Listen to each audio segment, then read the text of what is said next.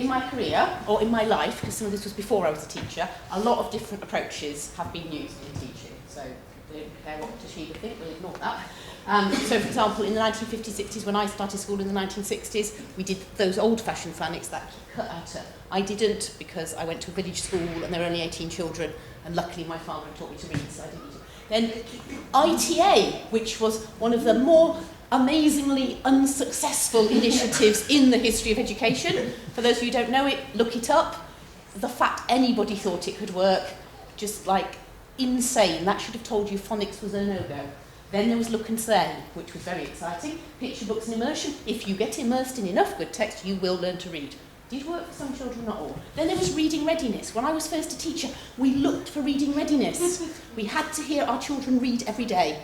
And reception teachers, or bottom infants, as we were called then, were like neurotic, because you had to hear all your children every day, or you were in trouble. And you would be at break time, have you heard any of your children yet? No, I haven't heard anybody yet. Somebody wet themselves. And you would spend the afternoon hearing children read a page at a time. But what skilled teachers did, and even I as a young teacher did, we knew some children weren't ready to do anything with text and some were. And when we were doing our read every day, some children were in a group of 5 reading their page while you went tick, tick, tick, tick, tick, bye bye, go and play. Right, you are ready to read, sit with me now and let's read together. So we knew about reading readiness, even though it went out of fashion. Then there was apprentice reading, which is when they sat beside you, they read along together, you read a bit, they read a bit, then they took over. Fantastic methodology, needed about 47 more hours a day than there actually was.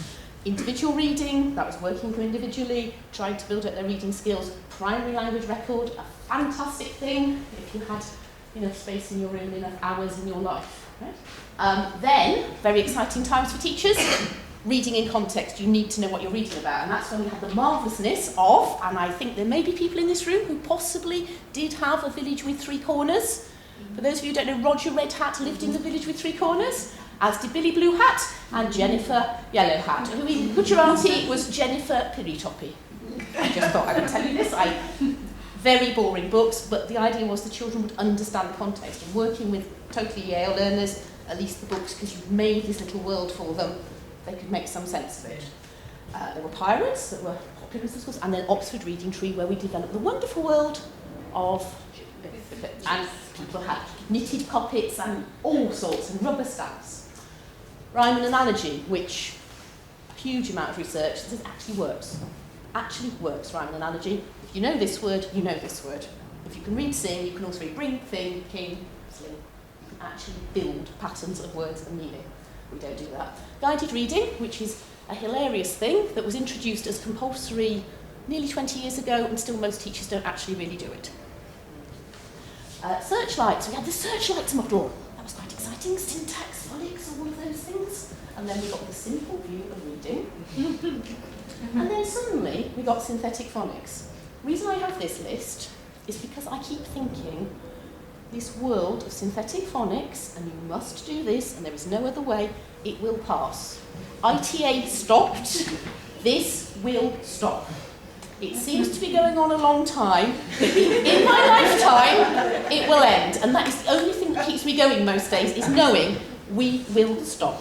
When anybody says to you, synthetic phonics is marvellous, I have one word you must say to them: banana.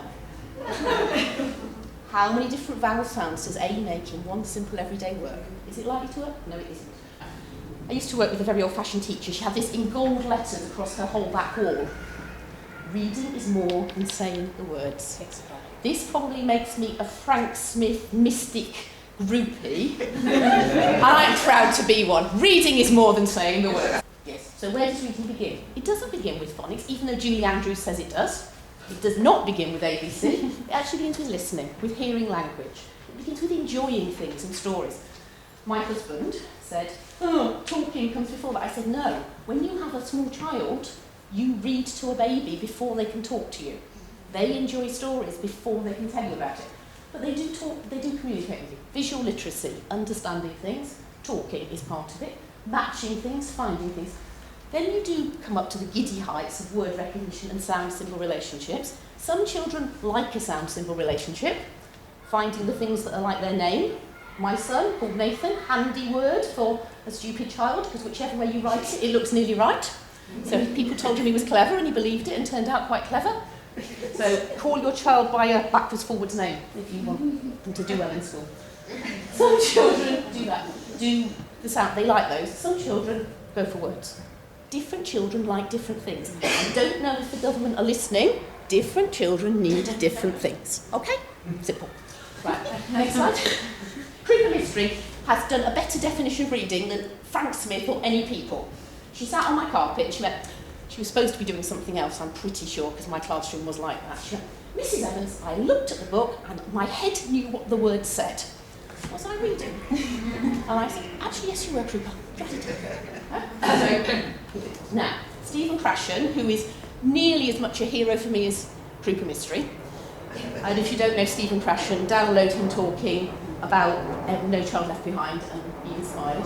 He says, and I do believe this with all my heart, if you are a teacher, which you are, and you have succeeded doing everything you needed to do with literacy to be a teacher, and somebody has said to you, teach this phonic rule to 6-year-olds, and you have to look it up, don't teach it. It's not necessary.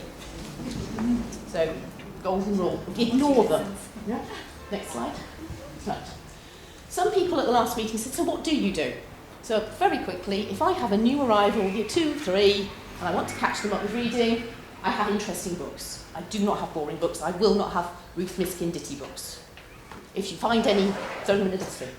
I have atlases, I have amusing pictures, I have puzzle pictures, I have anything that will interest children, and I will produce a book list for you, but I didn't. I make memory games and matching games, and I make my own because they have to be interesting. If you're 8, you don't want a baby matching spot pictures just because the nursery happened to have one. I do spot the difference and odd one out. So children, I make mini books. I do a folded up origami thing. I will send you a template if people would really want it. You can make a mini book of anything. That's their own book they can read. There is nothing that can't be turned into a mini book. Then I do teach sound symbol correspondences because I'm not adverse to it, obviously. And if a child is literate in their first language, I will teach them the difference between the language they're speaking and the language I'm now asking them to speak. So Spanish children, I will explain that although in Spanish, there's lots of ways of doing her, in English, J doesn't usually do that, we need an H. It doesn't take more than about an afternoon. It does not need a 15-week phonic programme, so don't do it. Okay?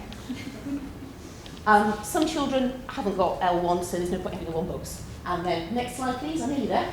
I use Postits. I make sure that, well, that lady, Sue Thingy, she said you need high quality text, you need things. Sometimes I have high quality pictures and I put Postits on. I find reading buddies in the class for them to read with. I don't care about pronunciation when they're reading. I check understanding through simple response. That doesn't mean constructing whole sentences. I keep records, and I keep records so that I can push them to the highest possible reading level and not keep them on an artificial low level. And then I tell the teacher how well they and the child are doing, and then I shut up. There we go. There are a few questions, I think. Anybody got something to say or anything you want to ask? So I all to kind of